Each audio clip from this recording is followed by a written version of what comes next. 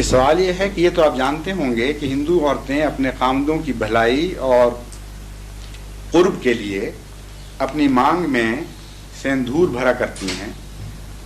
سندور کی فیکٹری میں ملازم شخص نے ڈرتے ڈرتے فیکٹری کے مالک سے پوچھا کہ مالک جو کچھ سندور کی ڈبیا پر لکھا ہے کیا یہ سچ ہے؟ مالک نے معاملے کی نزاکت کو بھانپ لیا اور ہنس کر کہا کہ سندور کا علم میرے پتا جی کو بھگوان نے سپنے میں دیا تھا، میں تو انہی کا شروع کیا ہوا کام چلا رہا ہوں.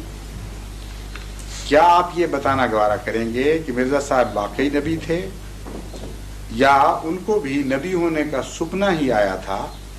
کیا آپ کا نمبر اس معاملے کیا آپ کا ضمیر اس معاملے میں مطمئن ہے کہ آپ جو کام مرزا غلام احمد نے شروع کیا تھا وہ کر رہے ہیں؟ اعجاز احمد صاحب جنجوا. انہوں نے بڑے لمبے سندور کے واسطے سے آخر بات کو لی ہے. قرآن کریم فرماتا ہے یا ایھا الذین آمنوا اتقوا اللہ قولوا قولا سدیدا یصلح لکم اعمالکم، کہ اے مومنو جو ایمان لائے، وہ لوگ جو ایمان لائے تقوی اختیار کرو اور سیدھی بات کیا کرو. سیدھی بات سے اصلاح اعمال ہوتی ہے.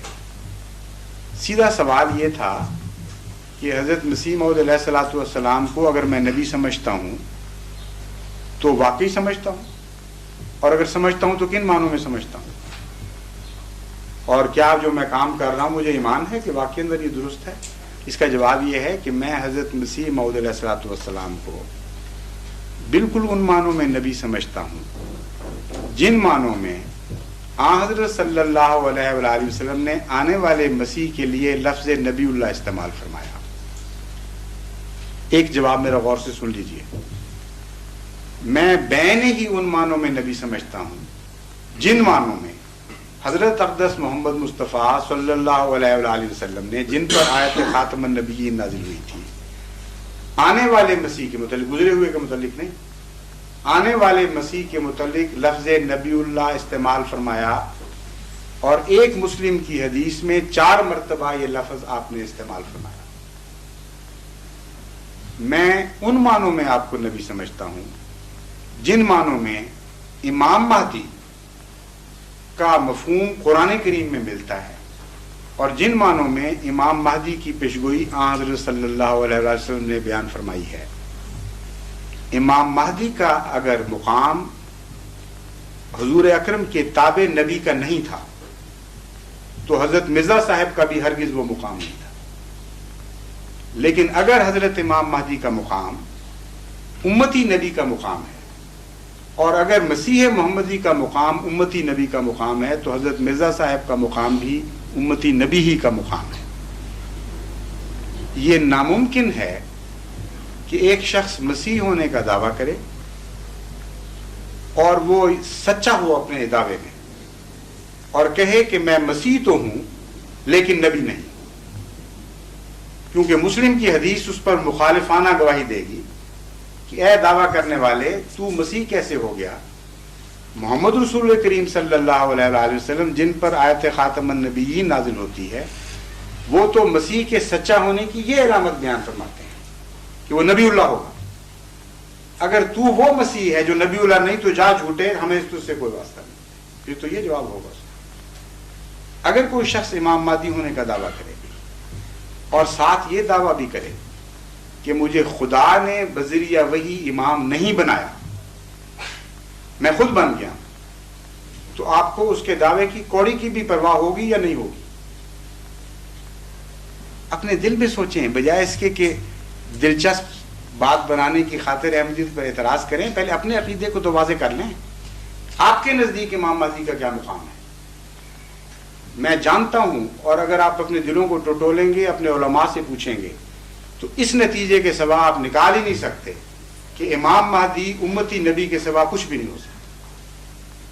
اس میں وہ 2 شرطیں پائی جاتی ہیں جو ہر نبی کے لازمہ ہیں، جو نبی سے باہر مل ہی نہیں سکتی. اور آپ کا ایمان ہے کہ امام مہدی میں وہ 2 شرطیں پائی جاتی ہیں. نبی کی کیا شرط ہے؟ اللہ اس کو کھڑا کرے، اپنی وحی سے اس کو امام بنا دے زمانے کا. یہ پہلی شرط ہے نبوت کی.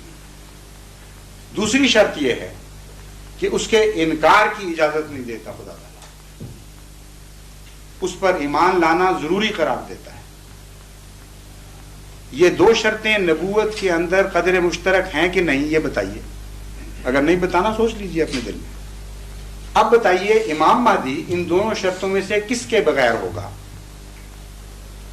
کیا امام مہدی اپنے خیال سے کھڑا ہو جائے گا؟ کیا امام مہدی کا قوم انتخاب کرے گی؟ کیا خدا اس کو مقرر کرے گا یا نہیں کرے گا؟ اگر اس پر وحی امامت ہوئی، اس کو خدا نے مقرر فرما دیا، تو اگلا سوال خود ہی حل ہو جاتا ہے۔ جس کو خدا کھڑا کرے وہ چاہے ادنا ہو یا اعلیٰ ہو، اس کا انکار، اس کے انکار کی اجازت ہی نہیں دیتا کسی بندے کو۔ اور ساری امت کے علماء آج بھی اس بات پر متفق ہیں۔ اب کسی فرقے کے عالم سے جا کر پوچھ لیجئے، وہ آپ کو بتائے گا کہ امام مہدی میں یہ دو شرطیں لازمی ہیں۔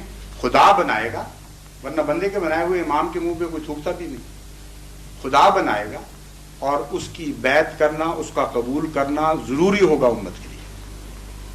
اگر کوئی عالم یہ نہ مانے تو وہ حدیث اس کو دکھا دیجئے جس میں حضرت صلی اللہ علیہ وآلہ وسلم کا حکم ہے کہ جب امام مہدی نازل ہو تو برف کے پہاڑوں پر سے بھی گزر کے جانا پڑے، تم اس تک پہنچو۔ ایک ارشاد یہ ہے اس کی بیعت کرو، دوسرا ارشاد یہ ہے اس کو میرا سلام پہنچاؤ۔ یہ دونوں حدیثیں موجود ہیں۔ اب آپ بتائیے کہ جس کو محمد رسول کریم صلی اللہ علیہ وسلم فرماتے ہیں کہ جب امام مہدی ظاہر ہو تو برف کے تودوں پر سے بھی گھٹنوں کے بل جانا پڑے، تم نے جا کر اس کی بیعت کرنی ہے، کیا اس کا پر ایمان لانا ضروری ہے کہ نہیں؟ اگر ضروری ہے اور آپ کا دل گواہی دے رہا ہے کہ ضروری ہے، تو بتائیے قرآن کریم میں نبیوں کے سوا کسی پر ایمان لانا ضروری قرار دیا ہے؟ اللہ، رسول، ملائکہ، کتب، یوم آخرت اور نبی، اس کے سوا کسی انسٹیٹیوشن پر ایمان لانا ضروری قرار ہی نہیں دیا۔ اور امام مہدی پر ایمان لانے کی ضرورت پر سارے علماء متفق ہیں۔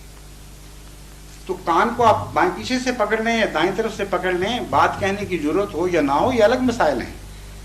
تقویٰ کا تقاضا یہ ہے کہ اپنے عقیدے کو معلوم کریں کہ امام مہدی کے متعلق آپ کا کیا عقیدہ ہے۔ عقیدے کے لحاظ سے آپ اس میں نبوت مان رہے ہیں یا نہیں مان رہے، شریعت کے لحاظ سے نہیں۔ وہ ہمارا بھی یہی عقیدہ ہے کہ 100% شریعت محمد مصطفیٰ کا تابع اور غلام، 100% حضرت محمد رسول کریم صلی اللہ علیہ وسلم کے فرمان کا تابع اور غلام۔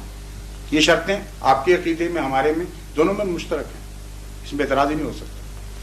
لیکن امام مہدی کے متعلق جو جز آپ نے قائم کیے ہوئے ہیں وہ اجزائے نبوت ہیں۔ اس کا مزید ثبوت اگر آپ نے دیکھنا ہو تو قرآن کریم، میں نے عرض کیا تھا قرآن کریم میں لفظ امام مہدی موجود ہے، اور جو اہل قرآن کہتے ہیں کہ یہ اصطلاح بعد کی بنی ہوئی ہے، ہم نہیں مانتے کہ رسول اللہ صلی اللہ علیہ وسلم نے فرمایا ہو، ان کے لیے افیکٹو جواب ہے یہ۔ قرآن کریم فرماتا ہے انبیاء کا ذکر کر کے، ایک جگہ نہیں ایک جگہ سے زائد ڈسٹرب نہ کریں، قرآن کریم فرماتا ہے انبیاء کے نام لے لے کر وَجَعَلْنَاهُمْ أَئِمَّةً يَهْدُونَ بِأَمْرِنَا، یہ وہ سارے لوگ ہیں، نوح اور موسیٰ اور عیسیٰ اور ابراہیم، یہ سارے نام دے کے فرماتا ہے۔ ان کے متعلق دو چیزیں ہم نے کی۔ نمبر ایک، جعلناہم ائمۃ، ائمۃ امام کی جمع ہے، امام کی جمع ائمہ ہے، ائمہ کرام کہتے ہیں جس طرح۔ تو ایک خدا نے یہ وضاحت کی کہ نبیوں کو ہم امام بناتے ہیں۔ دوسری وضاحت یہ فرمائی یہدون بامرنا، وہ اپنی طرف سے ہدایت نہیں دیتے، ہم سے پہلے ہدایت پاتے ہیں اور پھر ہدایت دیتے ہیں۔ جو خود ہدایت دے اس کو کیا کہتے ہیں؟ ہادی۔ عربی گرامر کا لفظ جیسے واقف آدمی فوراً سمجھ سکتا ہے۔ قاتل جس طرح کہتے ہیں، یہ اس میں فاعل ہے۔ اور جو ہدایت پائے پہلے کسی سے پھر جاری کرے، اس پہ اس میں مفعول صادق آتا ہے اور اس کو مہدی کہتے ہیں۔ تو قرآن کریم نے نبیوں کی تعریف یہ فرمائی ایک جگہ کہ جتنے انبیاء تھے ان میں دو شرطیں پائی جاتی تھیں۔ ایک، وہ ایسے امام تھے جن کو ہم نے بنایا تھا، لوگوں نے نہیں چنا تھا۔ دوسرا یہ کہ وہ ہادی نہیں تھے، مہدی تھے۔ ہم سے ہدایت پا کر پھر لوگوں میں بات کرتے تھے، ہماری ہدایت کے بغیر نہیں چلتے. تو یہ قرآنی اصطلاح ہے، اور ایک جگہ نہیں 3 جگہ قرآن کریم میں یہی آیت مختلف مضمونوں میں نازل ہوئی اور ہمیشہ نبیوں کے متعلق آئی. بس مسئلہ حل کرنا چاہیے، فساد کو بے وجہ لمبا نہیں کرنا چاہیے. اس بات پر ہم خدا تعالیٰ کے ہر مقدس نام کی قسم کھا کر یہ بیان دینے کے لیے تیار ہیں کہ حضرت امام مہدی کا جو مقام ہے اس سے ایک سوئی کے برابر بھی ہم مرزا صاحب کا مقام اونچا نہیں سمجھتے اور ایک سوئی کے برابر بھی نیچا نہیں سمجھتے. یہ بحث ہم سے کر لیں کہ امام مہدی کا مقام کیا ہوگا. ہمارے امام مہدی کا نہیں، آپ کا امام آنے والا ہوگا، اس کا مقام طے کر لیں. اگر آپ تقویٰ سے طے کریں گے تو اس کے سوا نتیجہ نکلتا ہی نہیں کہ امتی نبی ہوگا، امام ہوگا، خدا بنائے گا. اس کے انکار کی اجازت نہیں ہوگی امت کو. بس آج نہیں تو کل پھر ایسا امام آنا ہی آنا ہے، اس کے سامنے کیا جواب دیں گے آپ؟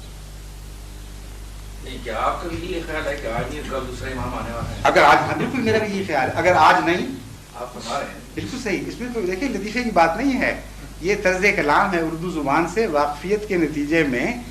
آپ جو لکھنوی دوست بیٹھے ہیں ان سے پوچھ لیجئے، قابل اعتراض بات ہی نہیں بنتی.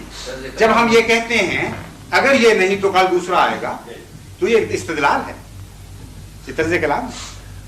قرآن کریم نے اس طرز کلام کو استعمال کیا، اس لیے ایسی بات پر مذاق اڑانا نہیں چاہیے. نہیں، مذاق نہیں ہے، جو قرآن کریم نے بھی استعمال عالم ہے اور بزرگ ہیں، آپ سے پوچھنا یہ میرا فرض تھا، اس کو کلیئر کرنا میرا جزاک اللہ. لیکن اچھا میں معافی چاہتا ہوں، مجھے آپ کی طرف سے یہ لگا تھا کہ آپ مذاق کر رہے ہیں. میں مذاق نہیں کر رہا. آپ عالم ہیں، میں کچھ بھی نہیں ہوں آپ کے ساتھ. نہیں، آپ تو بڑے قریب میرے معزز مہمان ہیں. اچھا کہ غلط فہمی دور ہو گئی. جزاک اللہ. قرآن کریم بھی یہ طرز استعمال کرتا ہے کہ اگر یہ نہیں تو پھر یوں ہوگا. تو کہہ دے ان سے کہ اگر خدا کے سوا اور معبود ہوتے تو زمین آسمان پھٹ جاتے. یہ ہے نا قرآن کریم میں آیا. تو کوئی کہے کہ اچھا پھر خدا کے سوا معبودوں کا امکان مانتا ہے خدا تعالیٰ؟ ہرگز نہیں. طرز استدلال ہے کہ اگر یہ بات نہیں مانتے تو پھر یہ تو ہوگی. پھر اچھا جی، السلام علیکم.